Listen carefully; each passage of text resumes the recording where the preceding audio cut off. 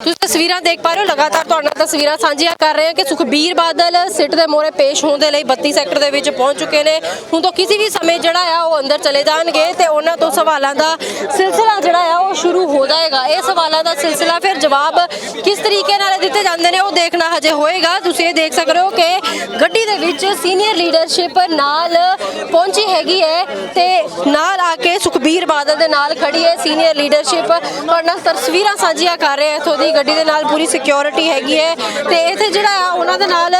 लोकां नूं जाण दी जिहड़ी है वो गलबात जिहड़ी है मीडिया दे नाल भी हजे तक बादल साहब ने नहीं कीती हैगी, मीडिया दे नाल राबता नहीं कायम कीता। लेकिन तस्वीरां दे राहीं तुहाडे नाल जरूर साझीਆਂ कर रहे हैं कि इस वक्त जिहड़ी है पेशी पिछली बार नहीं पहुंचे सी, इस बार पहुंचे ने ते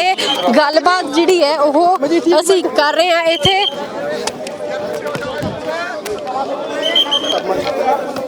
इत्थे इस वक्त असीं मजीठिया साहब इत्थे मौजूद ने उन्हां नाल जी और हमेशा ही चाहे वो किसी मसले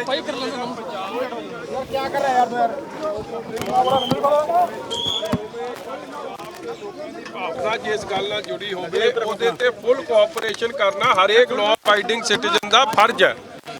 अगर ਜਿਹੜੀਆਂ ਇਨਕੁਆਇਰੀਆਂ ਨੇ ਇਹ ਕੇਵਲ ਤੇ ਕੇਵਲ ਜਦੋਂ ਆਪ ਦੀ ਸਰਕਾਰ ਪੰਜਾਬ 'ਚ ਫੇਲ ਹੋ ਗਈ ਆ ਇਹ ਸਿਆਸੀਕਰਨ ਵਾਸਤੇ ਵਰਤੀ ਜਾ ਰਹੀ ਹੈ। ਪਿਛਲੀ ਵੀ SIT ਬਣੀ ਸੀ ਜਿਹਦੇ ਪ੍ਰਬੋਧ ਕੁਮਾਰ ਜੀ DGP ਹੈਡ ਸਨ,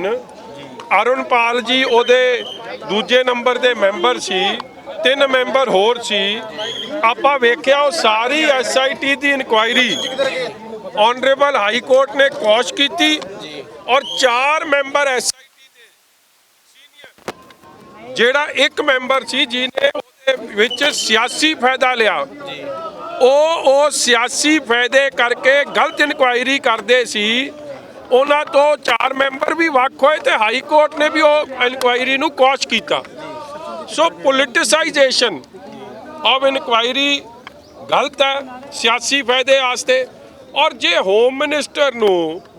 ਤੁਸੀਂ ਜ਼ਿੰਮੇਵਾਰ ਠਹਿਰਾਉਂਦੇ ਹੋ ਫਿਰ ਆਪਣਾ ਮੈਨੂੰ ਲੱਗਦਾ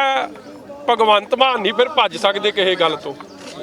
ਫਿਰ ਸਿੱਧੂ ਮੂਸੇ ਵਾਲੇ ਕੇਸ ਲਈ ਭਗਵੰਤ ਮਾਨ ਜ਼ਿੰਮੇਵਾਰ ਜੀ। ਪਟਿਆਲੇ 'ਚ ਜੋ ਉੱਥੇ ਇਨਸੀਡੈਂਟਸ ਹੋਏ ਵਾਇਲੈਂਸ ਹੋਈ ਕਾਲੀ ਦੇਵੀ ਮੰਦਿਰ 'ਤੇ ਉਹਦੇ ਵਾਸਤੇ ਵੀ ਭਗਵੰਤ ਮਾਨ ਰਿਸਪੌਂਸਿਬਲ ਹੈ। ਜੋ ਰੋਜ਼ ਘਟਨਾਵਾਂ ਵਾਪਰ ਰਹੀਆਂ ਨੇ ਜੇ यही मापदंड अपनाए जाने हैं फिर भगवंत मान इज रिस्पॉन्स इक्वली रिस्पॉन्सिबल। और इस तरह फिर जो केवल ते केवल लोगों नूं असल मुद्दों तो भटका के अपनी फेलियर्स लिखाउण दी गल है और कुछ नहीं। किस तरह का सियासी फायदा लेना चाहते लगता कि कोई ਜਿਹੜੇ ਮੁੱਦੇ ਭੜਕਾਉਣ ਦੀ ਕੋਸ਼ਿਸ਼ ਕਰ ਰਹੇ ਜਿਹੜੇ मेरा वीर एक गल बड़ी स्पष्ट है बहबल कलां एक गल समझो प्लीज़। देखो होम मिनिस्टर का की रोल हो सकता,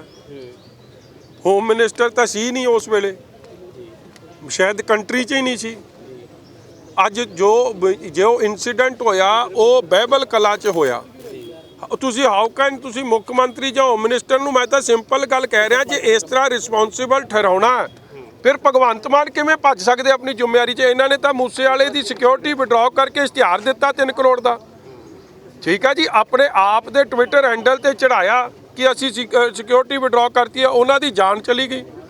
जे यही मापदंड अपनाने है जे अज भावरे नूं DGP साहब नूं शो कॉज नोटिस तुसी इशू कर रहे हो फिर असल शो कॉज नोटिस का इशू होना जे भावरा जी ने आपकी वैबसाइट पर थोड़ी चढ़ाया सी, आपने चढ़ाया सी। इसलिए मैं कह रहा कि हाँ सही गल सामने आवे सच सामने आवे वो तो ठीक है, मगर जे कल्ला सियासी काम करना जो पहला कांग्रेस ने किया अज तुसी कर रहे हो क्योंकि तुसी आपकी तुसी समझते हो प्राप्ति तो साडी कोई है नहीं, लोग सानू सवाल कर रहे हैं। फिर ये गल याद रखियो कि जिम्मेवार तुसी भी फिर उन्नी है। ये जो पॉलिटिकल वेंडेटा ही है जो इसके लिए आपको और सुखबीर सिंह बादल खासकर अकाली दल को निशाना बनाया जाता है। मैं सारी बात बोल दीजिए। अब आप पूछ रहे हो राम जी कौन थे? पूरा इंसिडेंट में यहाँ पे समन किया गया था और उसके बाद डेफर कर दी गई थी और 15 तारीख कोर्ट को पूरा की। यार प्लीज अंडरस्टैंड वन थिंग, मैं वही बता रहा हूँ जी। आप हाँ बिल बहुत बढ़िया बात करी जी। असल में 2 अलग अलग नहीं 3 अलग अलग है। देखो एक बेअदबी के इंसिडेंट थे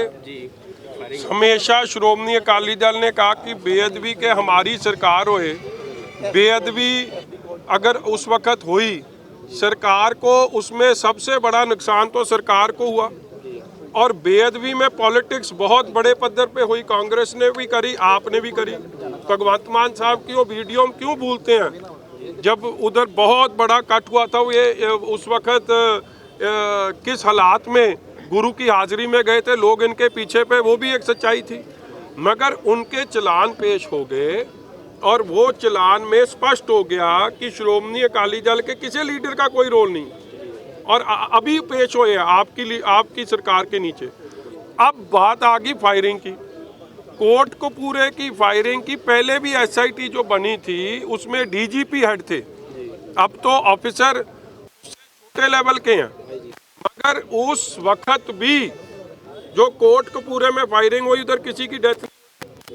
और ना सीएम या उप मुख्यमंत्री या होम मिनिस्टर उधर हाजिर नहीं थे ना बहबल कला में थे। हाँ बड़ा दुखदाई इंसिडेंट हुआ किसी की जान नहीं जानी चाहिए जो गई उसके लिए जो जिम्मेवार है उन पे कार्रवाई होए। हमने भी पर्चा दिया था कांग्रेस ने कम करके हमने 11 लोगों को दिया उन्होंने कम करके 4 लोगों पे कर दिया मगर आज भी मैं तो एक मोटी सी बात कर रहा हूँ ये सब जो सियासी ड्रामा आप रच रही है ये याद रखें कि वो भी फिर इसी चक्कर में फंस जाएंगे।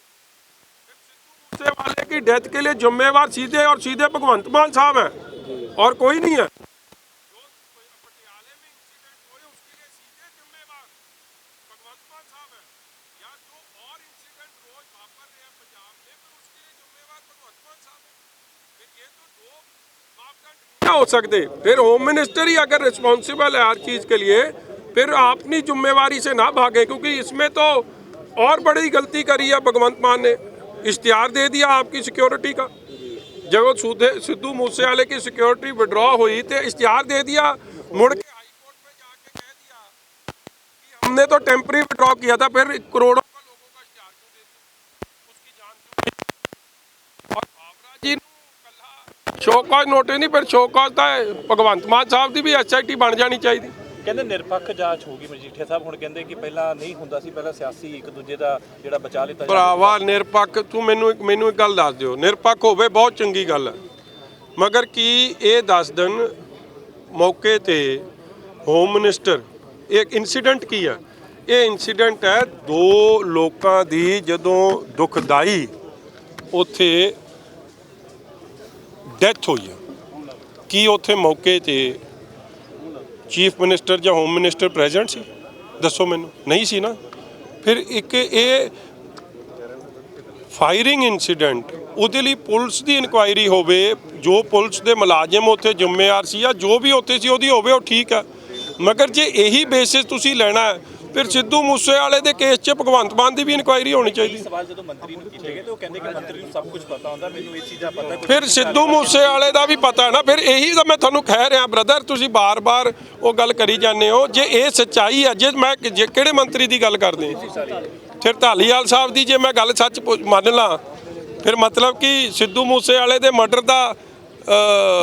ਭਗਵੰਤ ਮਾਨ ਜੀ ਨੂੰ ਪਤਾ ਸੀ ਕਿ ਉਹ ਸਾਜ਼ਿਸ਼ 'ਚ ਸ਼ਾਮਿਲ ਸੀ ਇਹਦਾ ਧਾਲੀਵਾਲ ਸਾਹਿਬ ਇਹ ਕਹਿ ਰਹੇ ਕਿਉਂਕਿ ਸਿਕਿਉਰਿਟੀ ਵਿਡਰੋਲ ਕਿਹਨੇ ਕੀਤੀ ਭਗਵੰਤ ਮਾਨ ਨੇ ਕੀਤੀ ਬੱਚਾ ਕਹਿੰਦਾ ਇਹ ਔਰ ਉਹਨੂੰ ਟਵਿੱਟਰ ਤੇ ਕਿਹਨੇ ਚੜਾਇਆ ਭਗਵੰਤ ਮਾਨ ਦੀ ਆਪ ਦੀ ਟੀਮ ਨੇ ਚੜਾਇਆ ਆਪਨੇ ਕਲੇਮ ਕੀਤਾ ਕਿ ਅਸੀਂ ਇੰਨੇ 184 ਬੰਦਿਆਂ ਦੀ ਸਿਕਿਉਰਿਟੀ ਵਿਡਰੋ ਕਰਤੀ ਹੈ ਉਸੇ ਕਰਕੇ ਉਹ ਕੇਸ ਹਾਈ ਕੋਰਟ ਗਿਆ ਔਰ ਹਾਈ ਕੋਰਟ ਨੇ ਸਖਤ ਤਾੜਨਾ ਕੀਤੀ ਇਸ ਕੇਸ 'ਚ ਵੀ